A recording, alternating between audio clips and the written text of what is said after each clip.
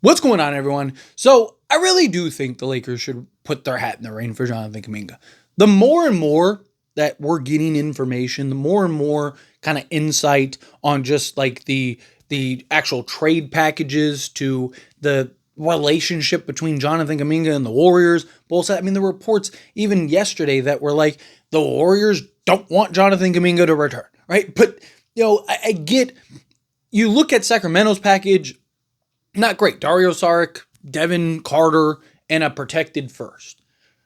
Where does that make sense for the Warriors, right? They're almost better off. Now you could argue it's better to get something than nothing, but I get it. I get why the Warriors are like, we'd rather just be patient, right? And then, you look at the Phoenix Suns, which the Phoenix Suns, I don't think is terrible. Royce O'Neal, a Nick Richards, and 4 seconds. That's better, in my opinion.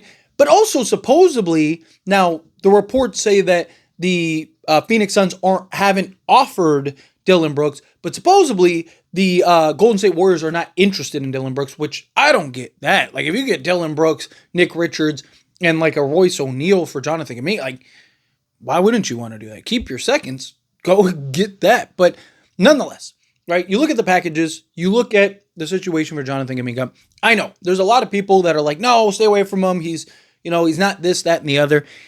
He's 22 years old, right? Like, he's younger than the draft pick we got this year. He's younger than Dalton Connect by like 2 years or a year and a half, because he'll be 23 to start next season in October, right? If we drafted a guy like Jonathan Kuminga, we'd all be talking about how great he could potentially be, this and that. This guy has several years of experience. He's still incredibly young and talented. And I really think a lot of the issues with Jonathan Kuminga stem from inconsistencies. Now, look, it's on both ends. He has been inconsistent in spots. He has had his issues at times, right? But also, it doesn't help when your team and your coach is one game looking to have you be like the guy or the second guy alongside Steph, and then the very next game going and like giving you a DMP or something like that. It's like, again, Steve Kerr is as much at fault as anybody, because he's constantly just like just jerking, Kuminga's chain around all over the place. It's like, okay, well, now this game you're going to go and you're going to be the guy, and we need you to defend the best player. We need you to do this and go drop 20 and blah, blah, blah, blah, blah. And then he'll go and do that. And then the next game, they're like, yeah, you're only going to play 10 minutes tonight. It's like, what? And that one game you want him to start, one game you want him off, then he's getting DMPs, then he's like out of the rotation entirely. And it's like, it's hard to find consistency as a player when you're not getting consistency from the team. So I just think Jonathan Kuminga is exactly what this team needs. Young, athletic, sizable, versatile forward that can slot in at the 3, slot in at the 4, right? Defend 1 through 4 for you. Gives you that athleticism. A guy that can score the basketball, does it. Like, you look at Andrew Wiggins, and I think Andrew Wiggins is better for what the Lakers need right now. I'm not talking about player-wise. I'm talking about just Andrew Wiggins. He knows his role, understands his role, accepts his role, and he's good in that role. He's not like your first or second option. Him as like your third or fourth option, you're probably a really good basketball team, right? Now, so he's a guy that, I look at, like, if you want to win right now, he's probably the better option for right now. Jonathan Kuminga, there is the potential, right? If he really buys in, which I believe he would, because he's going to want to give a big, F you to the Golden State Warriors and to prove to the rest of the league.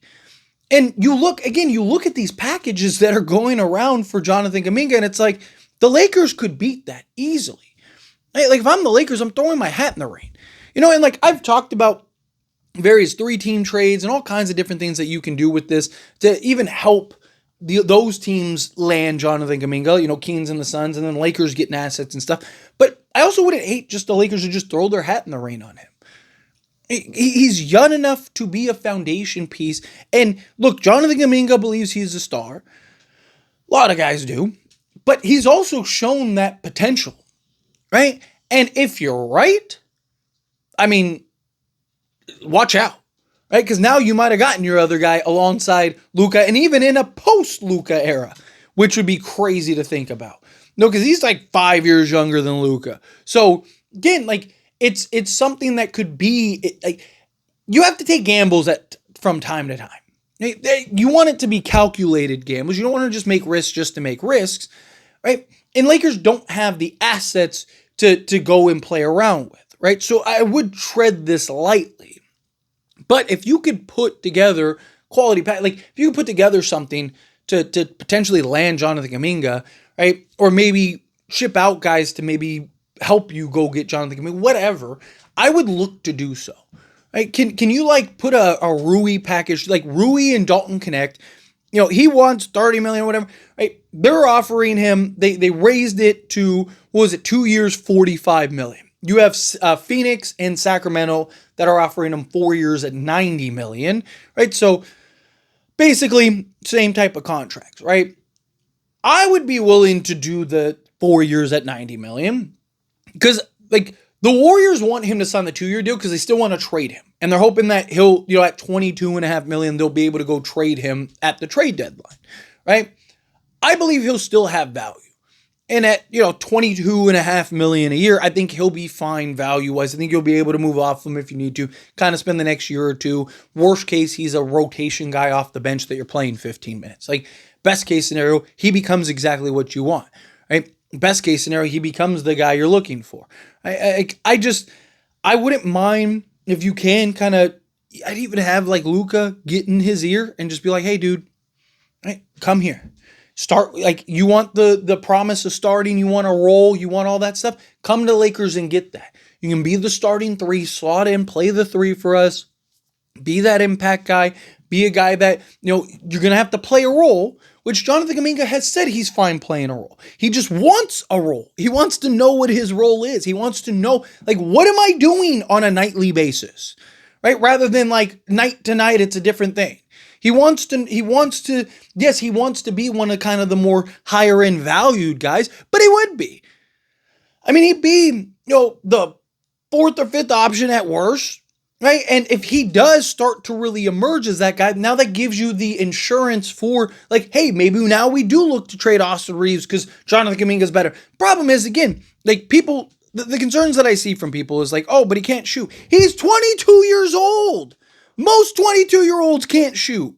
If this was a guy coming out of college, we'd all be screaming, go get him by any means necessary, right? If he was a rookie last year, right, and did what he did, we'd all be screaming, go get this guy by any means necessary. But because he's been in the league for 4 years, context is important. Context matters. And you look at the context with him, right, in the Golden State Warriors, he's betting on himself. Right? Like, I'm willing personally to go take that bet with him. Take that gamble with him. You know, give him the long term. Maybe if you give him the kind of 4-year deal, maybe you can give him 20 million. Right? Be like, hey, we're not gonna give you the 22.5 million, but we'll give you 18 million a year on 4 years, but we'll go trade for you and think of what you do. If you're on the Lakers, you're gonna be playing alongside Luka, playing alongside LeBron James. You buy in, play your role, right? Be a star on the Lakers. Right? And you know, you want a bag, you want this, you want that. What better place to kind of get your spotlight and shine on than the Lakers? Right? Like, so maybe he'd even be willing to do that. And if you can put a package together to go get him. I would rather, like, if you have to give up like Rui, Dalton Connect in a first for Andrew Wiggins, I'd rather do that same package and go get Jonathan Kuminga. Right? Because, again, I think Andrew Wiggins is the safer bet. I think for right now, he's the better option as far as like if you want to win this year. But again, if Jonathan Kuminga buys in and plays that role, he might be the better. Your ceiling's higher with Kuminga than it is with Andrew Wiggins. Because Kuminga's athletic enough, long enough, versatile enough. And look, the guy can go get buckets. Right? Say what you want about him. Like, guys can't stay in front of him. He's hyper athletic. He has just blow by guys, shoot over the top, do everything. Right? So he's going to have those games where he just goes and wins you a game by himself.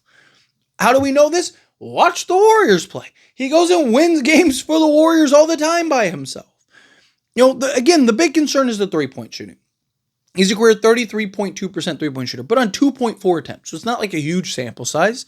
And again, like, he's a guy that you can improve that. You can work on that. If he's willing to put in the work, which he is, he's posting videos every day to try to incite teams and stuff like that. If he's willing to put in the work, he's willing to put in the effort. You got guys like JJ Redick, who's your head coach, one of the greatest 3-point shooters in the league ever. Right? Like, work with him. Invest in him. What do the Lakers keep talking about all last offseason that they wanted? They wanted to be the hub for young guys. They wanted to get a bunch of young guys. Imagine having like Bronny James, a dude Thero. Right? Imagine if Kuminga actually does become something. Right? Imagine if he does become not even a superstar. I'm not even saying I'm not talking about top 10 player in the league or anything like that. But what if he's like borderline all-star? And you have him with a dude Thero, right? Maybe Bronny James even, if he actually becomes something. All of a sudden you have this just insane athleticism, the size, the versatility, the switchability defensively. DeAndre Ayton works out. Right? Like you could, if Kuminga can become that guy, or if he becomes that star, great. Even if Kuminga just becomes like an Andrew Wiggins type, where it's like probably not the guy you want to be your second option, but as like your third or fourth option, you're probably the best team in basketball. Like, that's fine. Perfect. Sign me up for that. But let me know your thoughts and opinions down in the comments. As always, this is a discussion. Pass a question on you. That being said, if you haven't liked this video, hit that like button. Helps me a lot. So we enjoy these types of videos, and I truly appreciate it. Not subscribe to the channel, hit that subscribe button. Turn on the bell notifications. Appreciate y'all. See you in the next one.